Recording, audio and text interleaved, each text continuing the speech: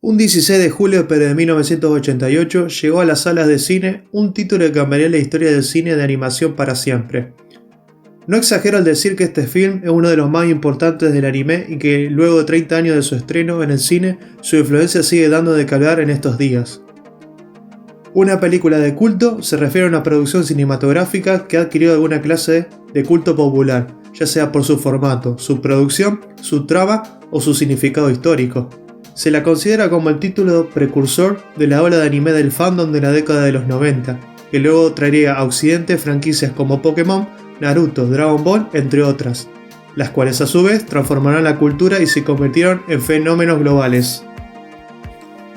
Akira se confeccionó a nivel de animación de forma muy distinta hasta entonces para cualquier anime.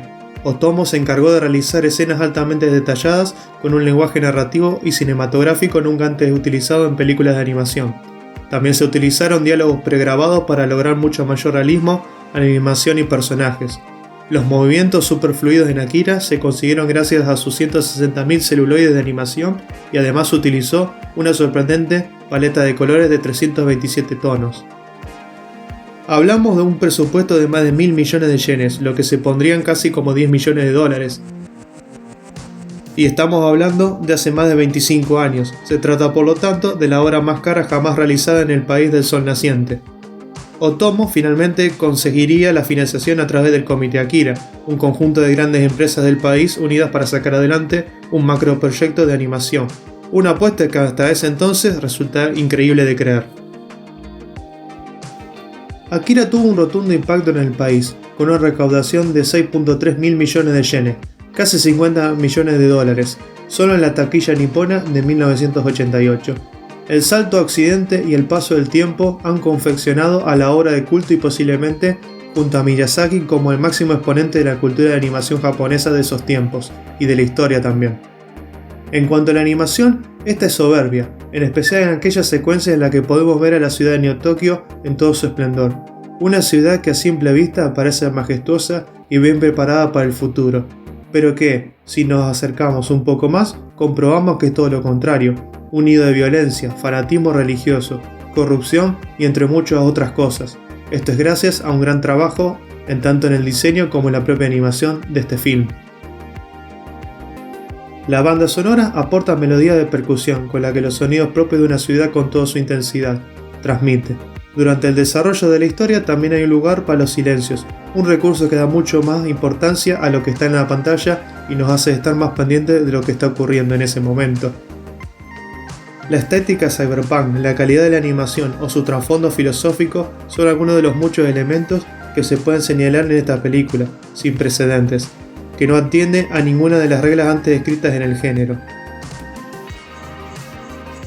Ahora que la cultura japonesa es tan conocida, es difícil imaginar, pero antes del estreno de Akira en 1989, Japón y su arte, comida, animación eran todo un misterio para la mayoría del occidente. Es sabido que la película ha influenciado la cultura occidental desde hace 28 años. Fue la primera película japonesa que llegó a Occidente sin ser rechazada ni criticada, y esto hizo que abriera las puertas para que más público se entrara al anime y a toda su cultura. El elemento cultural más resaltante es la manera asombrosa en que generó una apertura en la barrera cultural que existe entre Oriente y Occidente, llevando al manga y al anime hacia todo el mundo. Sin ayuda de los precedentes sentados por Akira, fenómenos japoneses de talla mundial como Digimon, Yu-Gi-Oh!, Pokémon, One Piece, Bleach, Fullmetal Alchemist, entre otros grandes clásicos de culto, como lo son El viaje de Chihiro, La tumba de las luciérnagas y Mi vecino Totoro o Paprika, quizás no hubiese generado en Occidente ni la mitad del impacto que lograron a través de los años. Akira representa un hito cultural de inmenso calibre a nivel histórico que no se puede negar ni obviar. Y es por esto que Akira es catalogada como la película que cambió la forma de ver anime en el mundo, la película que lo cambió todo. Durante los años 90, Akira era una de esas películas que te llegaban en formato VHS, de mano de un amigo original o pirata, con o sin subtítulos. Por eso, en estos años era poco usual que los videoclubs de barrio se animaran a traer algo más de lo que ya era conocido, como por ejemplo Dragon Ball o Pokémon, que eran series ya muchas vistas en esa época en este lado, apareciendo luego ya en canales como Locomotion, incluso de este lado en Latinoamérica. La moto de Kaneda es uno de los personajes principales y ha sido dibujada, plasmada y homenajeada de tantas maneras que la podemos ver hasta hoy en día en distintas series y películas, haciendo uso de referencia incluso en series y películas también que no son de anime.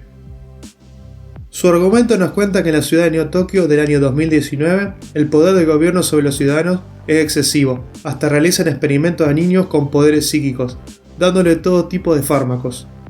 La cinta tiene un ritmo muy acelerado, por momentos que el espectador solo busca saber qué es lo que está pasando, con un final que nos deja más dudas con respecto a quienes leyeron la obra original, ya que la película se la podía definir mejor como en un tributo o un avance extendido del manga, ya que esta misma representa solo una primera parte y ni siquiera el final de la obra original de Kazuhiro Otomo. Otomo, después de ver su película, pensó en que esta fracasaría, porque sentía que todo lo que él quería transmitir y plasmar en este film no le llegó a la gran pantalla, ya que la obra original tiene mucho más que contarnos. Akira marcó un antes y un después porque ayudó a difundir y cambiar la percepción del anime en el mundo entero. La sociedad completa se dio cuenta de que la animación japonesa no era solo melodramas románticos para niños o contenidos infantiles para ese público, sino que también podía entregar una historia madura para adultos y con alta factura técnica. La estética cyberpunk, la calidad de la animación o su trasfondo filosófico son algunos de los muchos elementos que se pueden señalar de una película sin precedentes, que no atiende a ninguna de las reglas antes escritas en el género. En esta historia no existen claros héroes ni villanos, sino complejos personajes movidos por la supervivencia en medio de un estado policial. No hay nadie a quien admirar, ni siquiera Kaneda, que es el protagonista y el líder de la banda de los cápsulas, ya sea sucumbiendo a la violencia o a los poderes del gobierno. Al final, son todos diferentes caras de una misma moneda. Otomo dijo desde el principio que se haría una película de Akira siempre y cuando el control creativo permaneciera dentro de sus manos. Lo que siguió en adelante fue una confección fuera de serie por muchos motivos. Para empezar, el presupuesto para realizar la película fue bastante elevado, de tal forma que se convertía en la obra más cara realizada en Japón hasta ese entonces. Se dice que el momento social en el que creció Otomo fue muy importante para su obra y su inspiración. Recordemos que Japón venía levantándose de las catastróficas consecuencias de su participación en la Segunda Guerra Mundial y que para que los años de la década de los 60 y 70 los movimientos sociales en aquel país. Amigos de una pandilla de motociclistas, Kaneda y Tetsuo sobreviven sin saber lo que les deparará el futuro. Una noche, Tetsuo tiene un accidente con su moto y es ingresado en unas instalaciones militares. Allí el gobierno lo secuestra cuando los científicos descubren que él es el poseedor de la energía absoluta. Pero Tetsuo no está dispuesto a servir como cobayo humano y pronto se convertirá en una poderosa amenaza gracias a sus habilidades telequinéticas. Mientras buscan a Akira, el niño cuyos poderes psíquicos destruyeron Japón hace 30 años, Tetsuo pierde el control consumido por el poder y destroza Neo Tokio a su paso. Mientras tanto, un grupo de otros niños con poderes psíquicos, comandado por su amigo desde la niñez, Kaneda, atraviesa la ciudad para detener a Tetsuo y frenar este desastre. También cabe destacar su hermosa banda sonora, compuesta por percusión japonesa y música techno, que se funden para crear una atmósfera futurística a la par de solemne. Todos estos factores se complementaron para terminar ofreciendo al espectador un nivel altísimo de producción. De esta forma, la película pudo acceder sin problema al mercado occidental, acostumbrado a las animaciones de gran presupuesto de estudio como Disney para ese entonces. Como es obvio, la producción, el estilo oscuro y las escenas de acción de Akira poco o nada tenían que ver con el cine de ese entonces como eran las animadas de Disney, por lo que la película situó definitivamente a Japón en el panorama audiovisual de gran nivel, como gran aportadora de cintas de animación de calidad y con sello propio. Además, el dinero recaudado por Akira fue suficiente para lanzar la productora Manga Entertainment, que a partir de entonces produjo títulos tan famosos como Ghost in the Shell, Dragon Ball Z y Naruto. Todo gracias a la película que cambió el anime para siempre. En las calles nos encontramos inmundicia, vagabundos, colegios deprimentes, la degeneración de una urbe que se agarra al progreso tecnológico para salvarse a sí misma. También vemos las movilizaciones de los estudiantes y aquellos que creen en la regresión a la naturaleza como la solución definitiva ante todo el caos.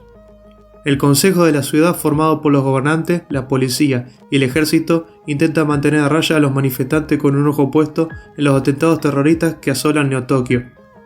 La situación es desesperada y los científicos están experimentando con un poder asombroso denominado Akira, capaz de hacer explotar la ciudad por segunda vez. La premisa de Akira es que existen personas que aprovecharán su posición de superioridad para abusar de este poder, y que de ello se podría llevar la destrucción de toda la humanidad. Pensemos en las guerras, en la pelea por unos ideales. Al final hay bajas en ambos bandos y lo único que queda es el ego de los vencedores. Podríamos entender entonces que la llegada de Akira como una especie de manifestación espiritual para purgar a la sociedad. En la película existen cultos que avecinan el regreso del dios que limpiará el mundo y destruirá la ciudad de Neo-Tokio para siempre. Para ello, Akira es la última esperanza de volver al estado natural donde no existen jerarquías ni clases sociales entre los humanos. Akira es una obra hecha para ser apreciada y valorada. Eso sí, debemos tener en cuenta que la película fue terminada 2 años antes de que se publicara el último tomo del manga, y por tanto, el final no es el que Kazuhiro Otomo tenía pensado para su serie.